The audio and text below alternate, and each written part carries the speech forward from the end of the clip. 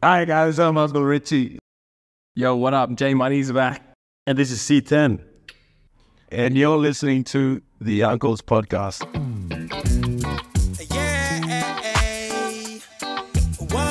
Hey everyone, welcome back to the Uncle's Podcast. We're back in episode 74, and tonight I've got a very special guest, Mili. Hello, hello. Thank you for hopping on. Thank you for having me. How are you? Great, how are you?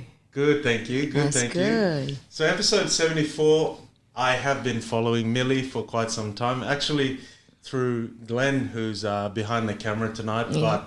But we've been following you since your fight, Yeah. recent fight. Recent first fight? Yep, and been following your training and everything else. So, look, we wanted to sort of unpack that and get to that towards the end of the podcast. Yeah. But here at the Uncles, we love to share stories of Papua New Guineans.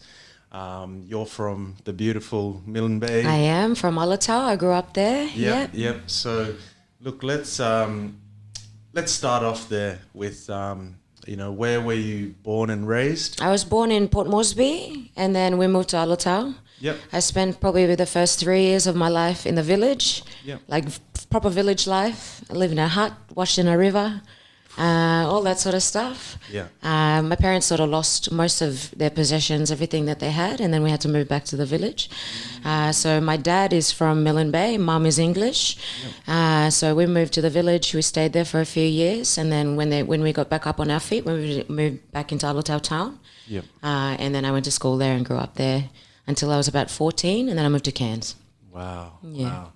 And I actually did skip this first thing we always do, but it's called the word of the week. Ah, yes. And on all the recent episodes we've done now, we've asked our guests, what is one word that would sum up your last week? What would be that word for you? Probably continuity. Yeah, so I like that. I'm looking at Glenn because that's something that we spoke about. Yeah. Just staying in it and continuing. So yeah. I like that word.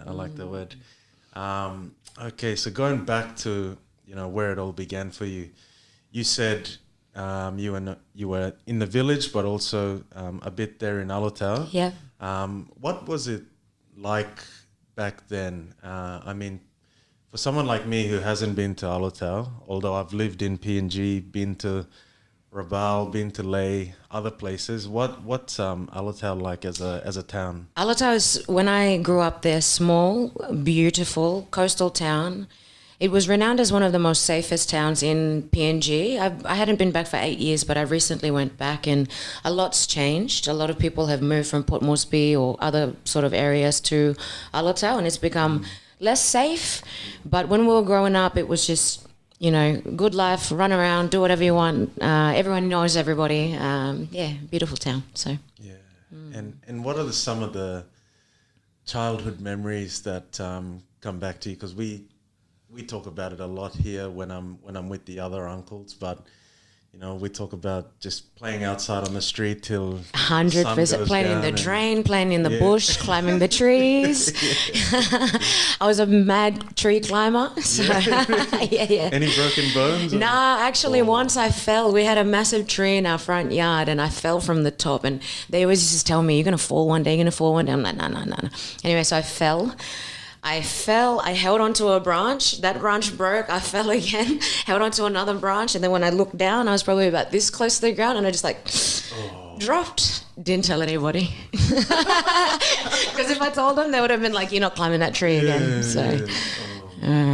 Yeah, those are some of the I guess the golden memories that make home a lot more special. Even living in the village, like I don't ever remember wanting for anything, it was just playing with the kids, having fun, even washing in the river. Like I look back now and that was my shower, but it didn't, that was just life, and that's what life is like back home for most of our people, even now. So a lot's changed for me since then, obviously, but I don't ever look back on it thinking, we were poor, or my parents never let me think that. So I had a really, really good childhood.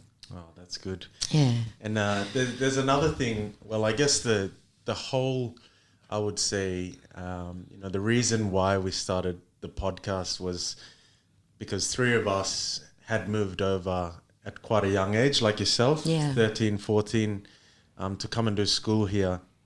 And a big part of why we started it was because we came down here, there's obviously other challenges with, coming into a new society, trying to, I guess, fit in with Australian culture and all of that, but also understand that you're Papua New Guinean, and you have those traits, those characteristics, and then finding the right balance. It's odd because when I first moved to Cairns, that was 2008, and you'd say I'm from Papua New Guinea, and even back then, like some people, where? Like now everybody knows where PNG is, but when I first moved in 2008, you'd say I'm from Papua New Guinea, and they'd be like, where's that? And you'd be like, it's literally right there. And then there were things like, my accent was very different. Yeah. I had full-blown Milne Bay accent, and when I go back, it comes back. But I had to change bits of my accent, not only to fit in, but because some people just didn't understand what I was saying. So yeah. Oh, it's a big thing. Like even you sort of have to come to terms with it. I know. It's funny, when you go back home, they pay you out. Yeah, no, you wife mana. Because you got such an Aussie accent now. Yeah. I mean, like, we always talk about it, and in order to, make a living here and at least try and do something for yourself, that's one part of fitting into the culture and society is actually talking to someone. Because like someone like me, I work in sales. So every day I'm speaking to an Aussie. Yep. And usually it's someone who's out in the rural areas, and if I don't sound like them, then they don't want to talk to me. Yeah. Part of my work is sales as well, because I'm an online personal trainer. So it's a lot of phone calls and talking to people. And even before I was an online personal trainer, I was a one-on-one PT, and a lot of that is sales as well. Yep. And so you got to sell yourself, really. So you got to be able to speak to people. So it's really important. Let's go back to, when you first got to Cairns. How was that? I know you touched a little bit on it there, but what was that transition like? Like, were there any major challenges, cultural challenges? Massive culture shock for me. And I got put into a private school in Cairns with a lot of really, really wealthy people, and that's just not where I come from. And so that for me was a big challenge. And I found myself sort of hanging out with a lot of the boys because I found that I related to them more rather than the girls. And one of the boys is from Rabaul. Right. And so I was like, I'm going to go and hang out with you guys because, I relate to you. And so, but it was a massive culture shock for me. Didn't take too long to sort of transition, but there were a few things that were pretty hard. Fitting in wise and And while in high school, were you, because obviously now you're a boxer and training, but back then, were you quite sporty? What sports were you? I always been pretty sporty, and I played a touched on rugby union, but not for very long because our team that we put together in this private school, like the girls didn't want to get hit, so we actually got kicked out of the court. They'd run away, and so we didn't do much. And I always say to Glenn, I don't like to have regrets, but if I do have one of my biggest ones is that I wish I followed an athletic career when I was a teenager rather than sort of going off the rails, which is kind of what I did. But I'm doing it now. And so let's after high school, what happened there? Because so after high school, I moved to Cape York. Okay. I lived there for about 3 years. I worked 4 jobs. So I was just no kids. I just wanted to work, then go travel, then come back and work and go travel. Yep. And that was sort of my life. And then I got pregnant when I was 20. And then I had my first child. And then life just changes. And so, Well, we've had, I'm not sure if you know her, but Amelia Cook. We spoke to her. She's a lady who represented the Gillaroos in rugby league, and then went back and played for the PNG Orchids. Yeah, nice. And so she's an elite athlete. Yep. And now she just recently had her second kid. Yeah. And at the time when I spoke to her, I put everything on the table for her. I said, look, you did this, you represented the Jillaroos, you came back, you played for the Orchids, and then you had your first child. And I was like, so where does all of that rank? And she said, no, having my first child, there's nothing better than that moment. Yeah. I would, she wouldn't replace any of it, or she'd do it again. And I was like, wow. And that's the true, to me then, her putting it in those words was like, I guess the importance of motherhood for her was real. And is that sort of the same thing for you? Yeah. Motherhood is one of my biggest challenges for me, I think, in life. I'm still learning, and I had my kids quite young. And so I feel like I'm growing up with them. So, you know what I mean? So, yeah. I mean, that's probably, a positive thing, because I had a mate in high school, and his parents had him when he was 16. Yeah. When they were 16, sorry. Yeah. And whenever I'd go over to their house, like very close family, he was listening to the same music his dad was listening to. And I was like, oh, wow, like this is kind of cool. Yeah. Whereas like, other parents, especially if they're a bit older, there is a bit of a, what's the word for it? Like a generational gap and lots of differences and they're a bit separated. 100%. But no, I thought it was quite interesting when I saw my friend with his parents. Yeah, having my first child really changed my life, because like I said, my teenage years, I went through a lot of bullshit, I guess, and that's my fault. That's on my part. I sort of did things that I shouldn't have done, and so I feel like having a child young basically saved my life. Not that I was going to die or anything. That's a bit dramatic, but what I'm saying is like it put me on the right track. Yeah. And so let's get into like the your boxing training. Yep. Where did that all start for you? Look, I started Muay Thai when I first moved to Cairns, and I've always wanted to be some sort of an athlete. And then, like I said, I went off the rails. But I delved into Muay Thai. I've done Jiu-Jitsu. And then Muay Thai, I realized I don't like getting kicked. Just don't kick me. So I don't mind Jiu-Jitsu, but then boxing, I just love boxing so much. So I sort of just did motherhood for a few years, stay-at-home mum things. And then when I moved from Perth I've lived in a few different cities. Yep. So when I moved from Perth to Brisbane, I decided I want to fight. And so I joined a boxing gym, and I was there for about 2 years. And the coach just never put me in a fight. And then I started to doubt myself, doubt my abilities. And then, there was one time where I was lined up for a fight. I trained really, really hard. Yeah. And then the day before, he pulled me out of the fight, and I was pissed off. So I actually said, I'm taking a week off. And then in that week, I contacted Glenn and I went and saw him. And he said, come. And I messaged him and I said, I need a second opinion, because I'm feeling like my ability is like, am I shit? Like, you can just tell me if I am, and I'd like a second opinion, because if he's pulling me out of a fight one day out, then he obviously doubts my ability. So I'd like a second opinion with that. Yeah. So I went and saw Glenn. And Glenn took me on the pads and he said, look, you're not shit, but there's some work to do.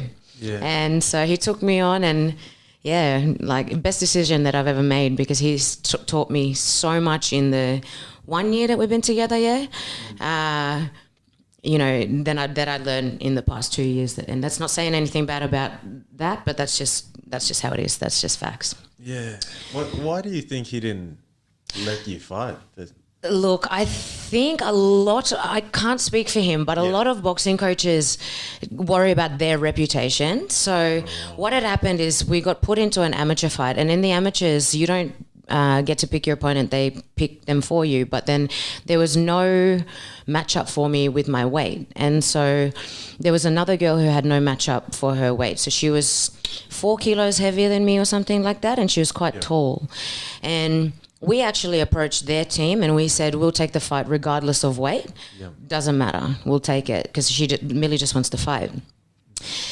And then it got closer and closer to the fight, and then my coach contacted them before he even consulted me, and he said, we're not going to take the fight anymore because the weight difference is too much. And it just made me wild, because like we contacted them in the first place and said regardless of the weight we'll take the fight, and then we pulled out because of the weight.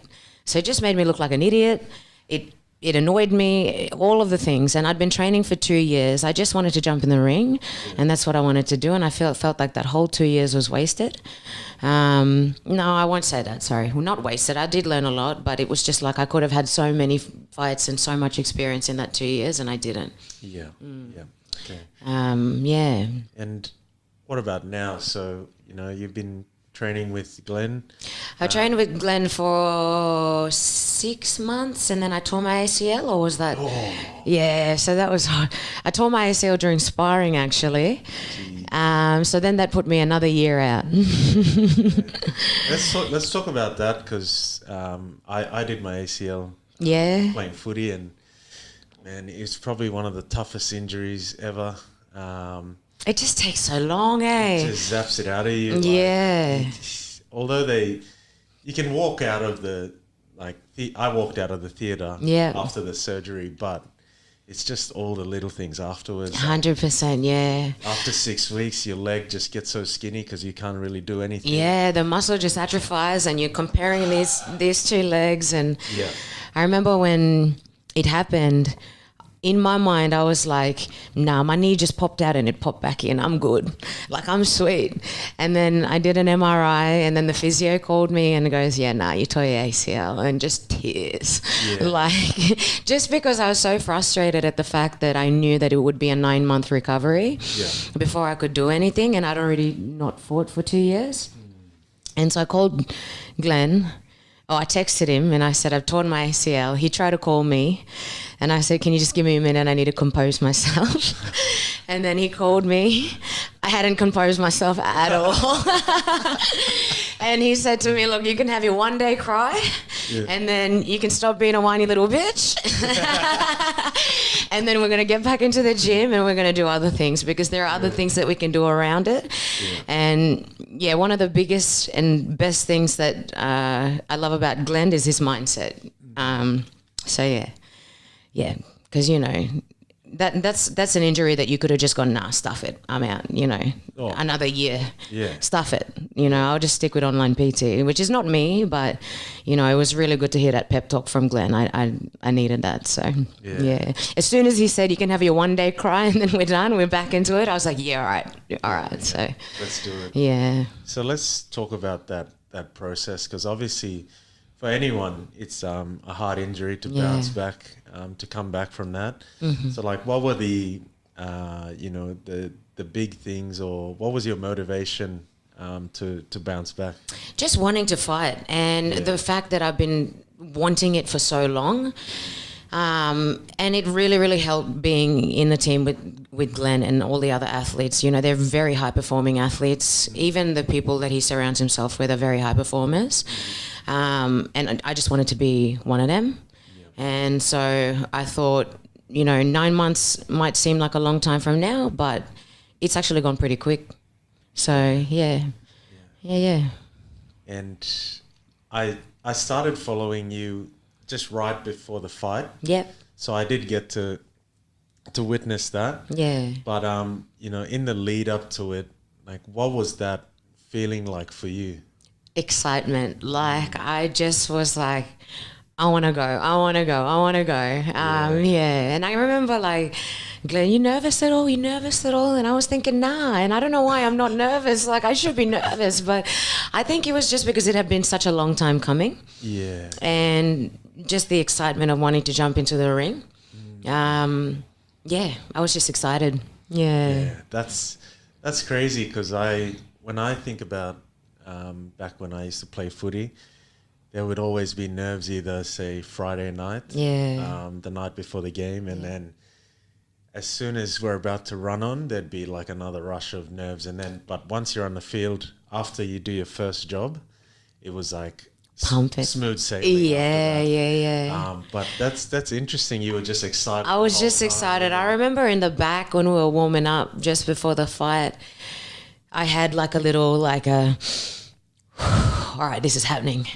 Tiny little bit of like, I guess you would call it nerves, but honestly, it wasn't that long. And I'm not saying that I won't get nervous moving forward, but just for that particular first fight, I was just very excited. So and you got the win as well. I got the win, yeah.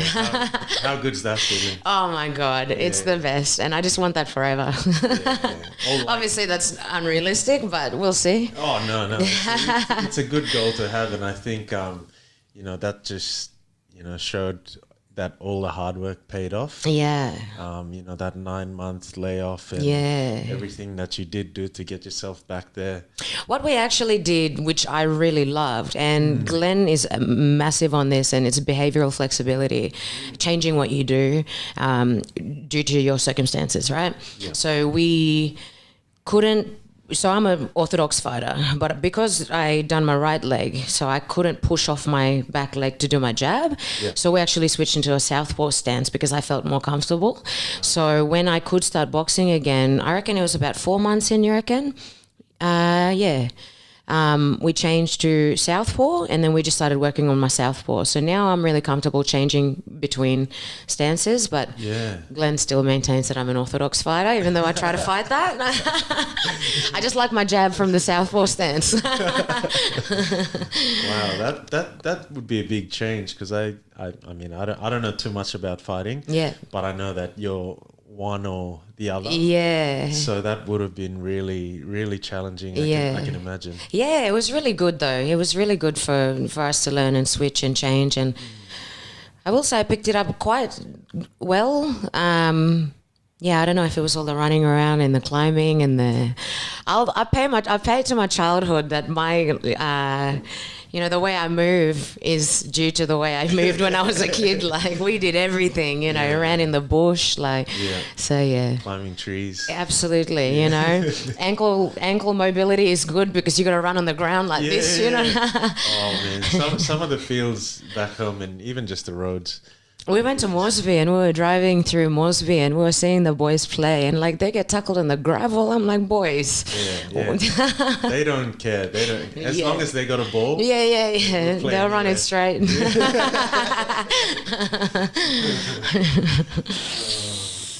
Well, look, because I'm quite interested to know, but what's like the female boxing landscape here in Brisbane, in Australia? What's that like? I'm quite new to it, to be honest. So there's a lot of female fighters that I ain't even heard of before. Wow, okay. So I am actually quite new to it in Brisbane.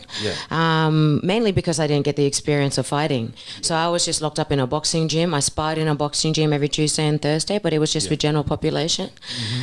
So now I'm delving into meeting other fighters and going to other gyms and sparring with them, and that's because of Glenn. And and I had the privilege of training with, high-level fighters such as Taylor Robertson and Sugar Neeks and Diddy.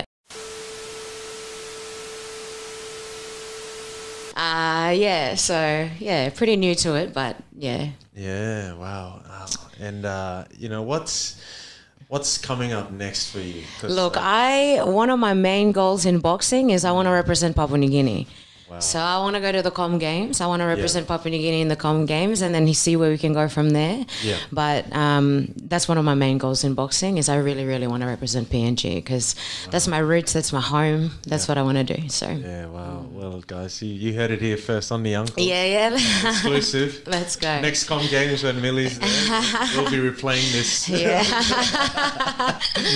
No, that's amazing. Yeah. So if the selectors listening.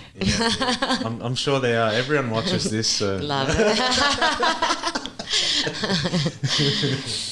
Yeah. Well, I thought, we'd finish off with, the importance of fitness, Yeah. that aspect, because man, I feel like I open my Instagram every day and it's like just you in the gym. Yes. You in the gym, and I'm like, I didn't go to gym this morning.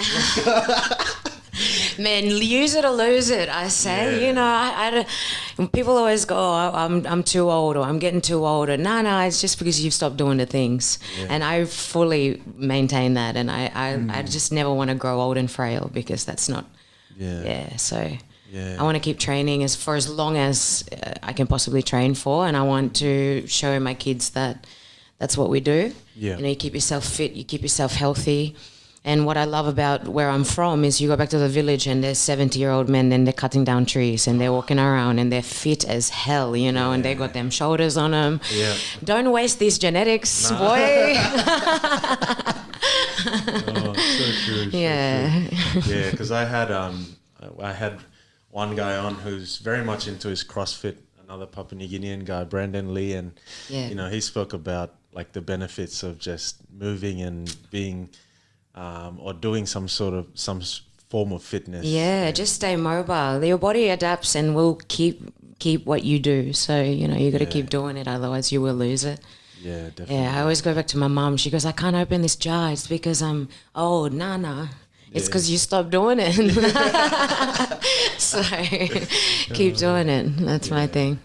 Yeah. Look, from the uncles, I just want to say a massive thank you for joining us tonight. We've been following the journey, and look, for your next fight, we'd love to be there. And Yes, next fight's November 9 at Fitzy's in Logan Home. okay. So if you want tickets, hit us up. Yeah, Anybody yeah. listening, if you want tickets, hit us up. We'd love to sell. Yeah, we'll get our definitely name out there. grab a couple tickets. and Beautiful, thank we can you. share it on our page as well. Yeah, that'll be amazing. Appreciate it. Get a few people out there, but I'm not sure whether they allow cameras or anything in, but it'd be amazing to vlog it. Yeah, you can. You can bring cameras in. Oh, perfect. Yeah, bring a perfect. PNG flag, fly that out. Yeah, we'll represent. Bring our PNG flags, and we've started doing our vlogs now, so Yeah.